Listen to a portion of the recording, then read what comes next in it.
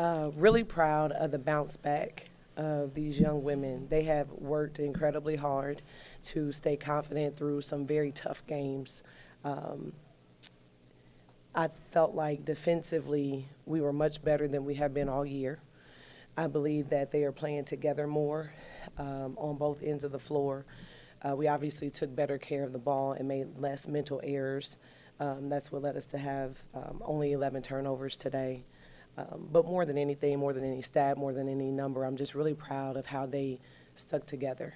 That has been an emphasis all week, being able to bounce back from making mistakes, and I think that that's what you saw today. And again, I couldn't be prouder of them in the way they stuck together.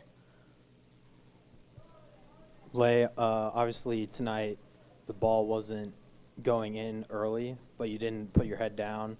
You were able to stay positive, and in the end, you were able to score the game-winning basket. So take us through that steal and finish at the end.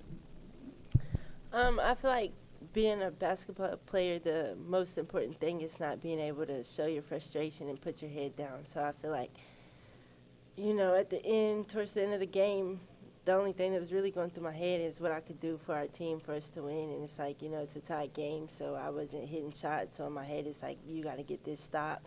We definitely couldn't foul. So, I seen the handoff come and I jumped the gap and I was able to poke the ball and I took it. And then, Coach, tonight wasn't specifically one player doing all the scoring. You had multiple players.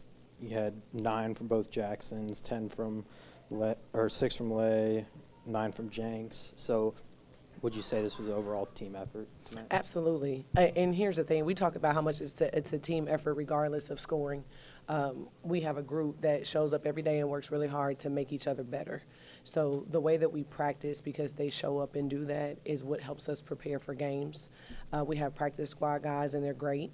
Sometimes they can be there, sometimes they can't. And when they can't, then it's just the 15 of them. And they have figured out how to challenge and push each other.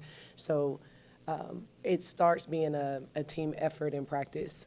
And then what you see in the games is that it turns into that then too. So whether they're getting minutes on the floor or they're cheering or they're remembering the tendency of the person that they've been assigned on their scout, everyone was locked in today. And that is what helped us be on the other side.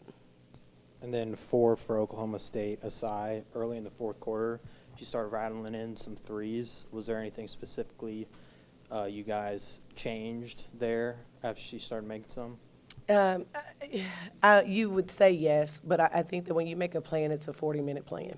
And you have to stick to it, and you can't shut people out for 40 minutes. So we did. They have a tremendous post presence and Gusters, and we knew we were going to have to use more than one resource to neutralize her. And when we did that, we were going to give up some threes, and that's what we talk about. We're going to trade a 30 to 35% three-point shot, for a 75% shot in the paint.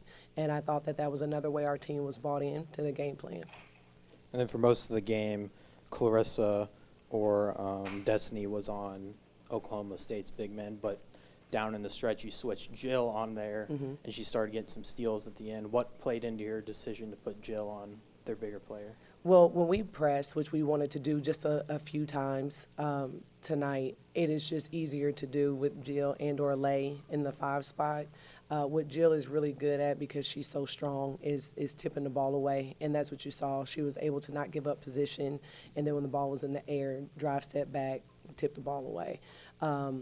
That's tough sometimes for 5 players defensively because they are battling and banging and pushing and shoving, and Jill just guards differently, and I thought that helped us a lot, being able to get different looks. And then what's your overall, how do you feel about number 32 on Oklahoma State, Hurd? They're really good freshman. She had a double-double tonight, and she's on pace to get close to breaking the Big 12 freshman scoring record for points per game. How do you think she played tonight? Yeah, she's impressive. When we got caught in some pick-and-roll actions and they kept her as the only guard on ball side, and our guard made a decision between helping down on Gusters or guarding her, we gambled on Gusters, and she knocked down 2 big threes in that first quarter. She had 6 of their 9 points, I believe. So she's just poised. She plays hard. You don't hear her voice a whole lot out there. Like, she's just focused on doing what her job is. So she's a very special talent for sure. And most impressive, she played 40 minutes without a turnover. So that conditioning is superb, and the way that she takes care of the ball as well. So, she'll be a headache for some years to come. And I got one more. So they play 5 players heavy minutes. Mm-hmm. So does that play any difference in your game plan heading into this game? Really, we know who our most productive players are, and we play them until they're either tired or we feel like we need to get someone else in the game. It really doesn't have anything to do with what the other team is doing, and that's another focus of ours. We've been spending much more time on us than we have worrying about the other team, and we prepare for sure, we scout for sure, but really it's just going to be about us and making sure that we grow, with every single practice and every single game. Thank you so Thank much. you. Thank y'all.